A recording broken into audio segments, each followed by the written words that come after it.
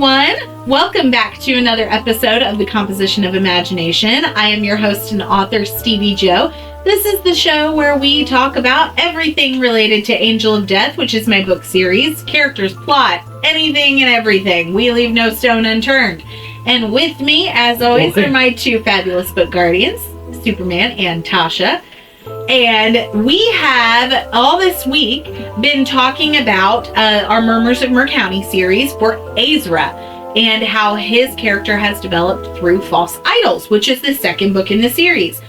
Go back and watch the ones before this. That way you're all caught up if you haven't already. And now we're just going to start with another interesting chapter, what I think is an interesting chapter for Aezra. I know a lot of you have a lot of angst against him. It's totally justified. I totally get it. But I do think that Aezra is presented with some really interesting situations in books 2 and 3 and some of 4. For example, in this book, False Idols, in chapter 21, Peyton seeks out Aezra after getting into a fight with Sky at the lab. Yeah, go figure. The full moon is that night, and Peyton is on edge. She's in desperate need of a reprieve. And surprisingly, Aezra offers to be that for her. Because he can read minds to a degree, that means that he can also help calm her beast. It's a fascinating thing that not all sanguis can do. I don't explicitly state that in the book, but it is implied since that ability is later stripped from him. Spoiler. So let me ask you this. Why would Aezra be so nice to Peyton and help her like this? What could possibly be in it for him? You feel like something has to be in it for him. I mean, obviously he can use that to his advantage down the road. But he's also a creature, and from one creature to another creature, if you can help, do it. Because it's like a mutual understanding of the burden of being a creature. Mm-hmm. Interesting. I think so he could also help read her mind to figure out what's going on with Skylar. Also interesting. I think both are highly accurate because we kind of are seeing him at this almost crossroads of, yes, I'll help her, but, you know, that's being nice and that's not normally my thing. So what can I get out of it? You know? Yeah, but I don't think he's really being necessarily nice. It's just, you see a creature in pain, you want to help it. Yeah. Okay. Well, regardless of what Aezra actually does get out of this exchange, he does help Peyton. He slips his subconscious mind into hers and provides the beast that's chained within her with this sort of, like, I guess I'll equate it to like a VR experience. Basically, he's tricking the wolf that's resting in her mind that's chained away back there. He tricks it into thinking that it's out running free, hunting on the full moon, so that Peyton's body and human consciousness then can remain unchanged and calm, and she doesn't have to deal with all that for the night. And now we kind of find out what he, I guess, gets out of it, because while he does all this for her, he drinks from her again. And he gets greedy AF with it. So, of course. Here's another question about this interesting little bit. We know from Sky's discussion of her character that she's not really a Jericho. So, spoiler for a future book.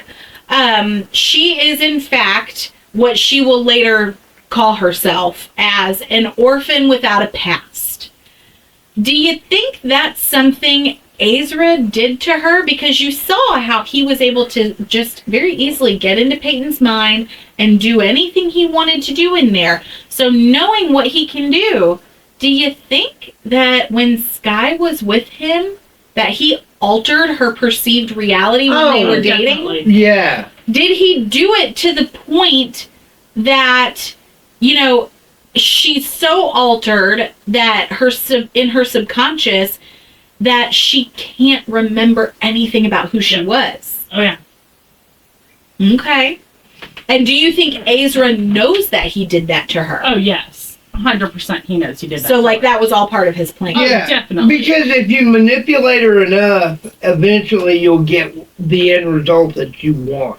Because Okay. you're stacking the deck in your favor. Okay. All right. So that's why we think later on she has trouble remembering all this because of his involvement. So even though she has not been with him and broken the chain, so to speak, for a year, we still think he's having that impact on her. Oh, yeah. Even a year later. Yes and no. Okay. In a way, yes, because it's been a year. A lot of times after a year, or even coming up on a year, especially if it was a bad breakup, you don't really think about that person at all. Yeah. Much less actually take the time and talk to them. So there's a little manipulation there on his part, but it's very underlying. Okay. Whereas you think that he still has an impact on her, even though they're not together. Yes, because it's going to take a little bit to shake that juju off of you. And as much mind fucking as he did with her, that's not going to go away in a week. Yeah. I mean, it's going to take a while for all that to... That's a lot of therapy. Yeah. And this is something she hasn't even acknowledged could be a possibility. She's still just, she's hopeful that she's overcome it all at this point. Yeah. So, okay. You son of a bitch. Yeah. Blessed Implosion, 5th in the Angel of Death series, now available at steviejoauthor.com. Join me in July at the Imaginarium, where I'll be a first-time panelist. We'll also have a booth where we're selling the first 5 books in the Angel of Death series, the guidebook to the Heaven Realm, and cover art prints. Head over to entertheimaginarium.com for more information and to get your tickets today. Well, that is actually the last time we see Aezra in False Idols. He is mentioned when Peyton does her little walk of shame out of his apartment to ask for a ride home from Ava, but that's it. So I thought that we could take this ending of this video to kind of do a more in-depth discussion about Aezra, kind of see why we don't like him so much and all that stuff. So let me ask this. Has your perception of Aezra changed from in the beginning to False Idol? No. Why not? Why should it?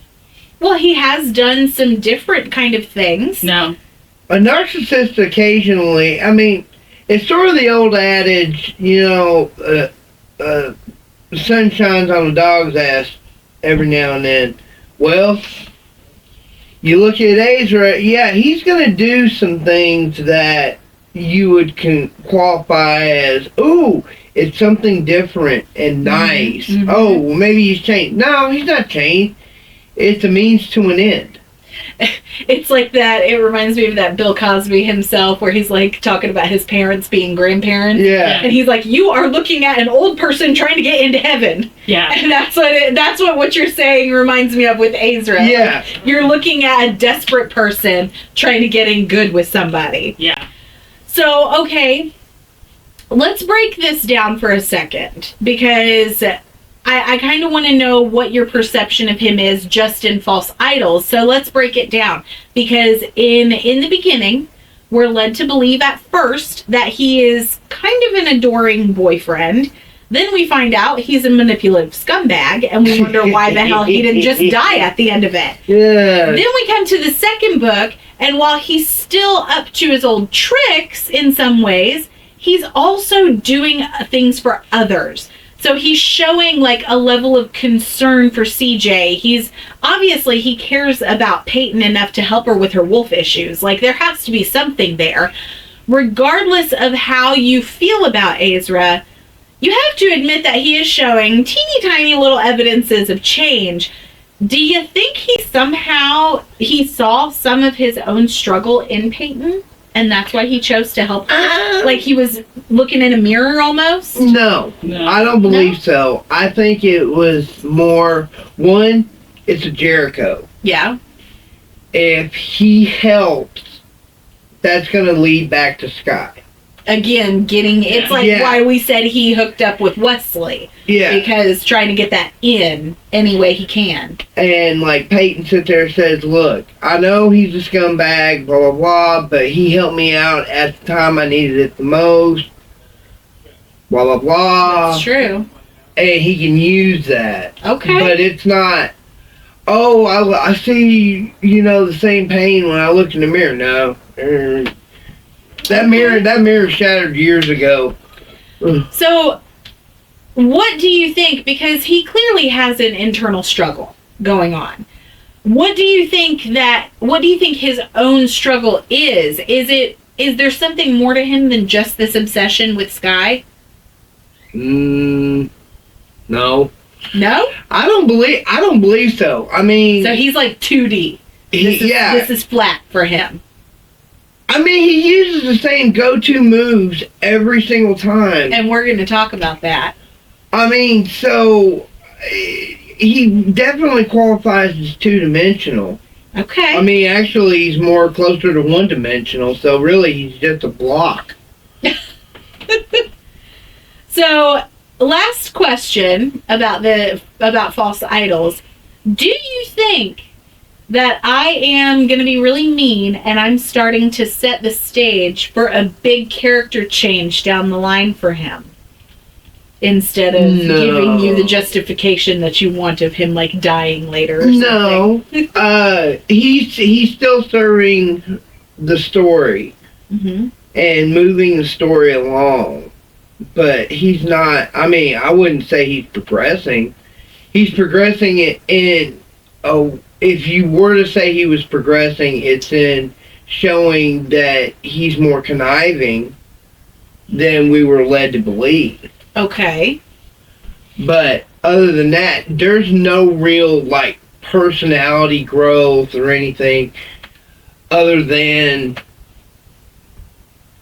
it's a year later, Okay. If I were to do a big character change and all of a sudden he is this, not all of a sudden, that it would be over the course of books, but for the sake of discussion, if all of a sudden Aezra was like, he did this big redeeming thing that's supposed to make him better, how would that make you feel about him? Would you believe it? No. Not at all. Would you think it's poor character choice on my part? Yeah. No. What? Wow. No, I think it just par for the course. Okay. You see, quote unquote, change, but knowing what we know of the character to that change point, it's all a ruse. Okay. So at this point, knowing what we know, we kind of feel like Aezra is once a douchebag, always a douchebag. Yeah. Kind of deal. All right. I have never, ever, ever met a bad boy who is the quintessential bad boy, and all of a sudden He like turns over a new leaf. Then. yeah. No. If they did, it was because they knocked a girl up and had a kid and had to take care of it. That would do it. Yeah. No. Yeah. No. Yeah. One. No, I've known some that were the bad boy, and Well, they got tied down with a kid, and next thing you know, they're working regular jobs. And they were not Aezra bad boy. Yeah. Yeah. Because I'm like, no. I know that they have multiple kids by multiple baby mamas. It doesn't matter. Yeah. Some they don't. Some Yeah. do. I've met the ones that. No. You met the Aezras of the world. Yeah. Kudos. And I think that's why I have such a hatred. Yeah, because you like really intensely know them. Like I you're know like, that. I know that type of person very well. Okay. Well, that does it for this week.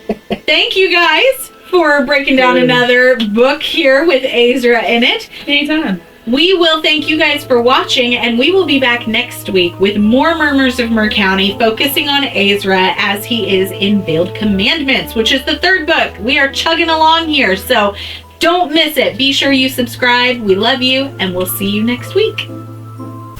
Catch up on the Angel of Death series today. The first 4 entries are now available directly at steviejoauthor.com.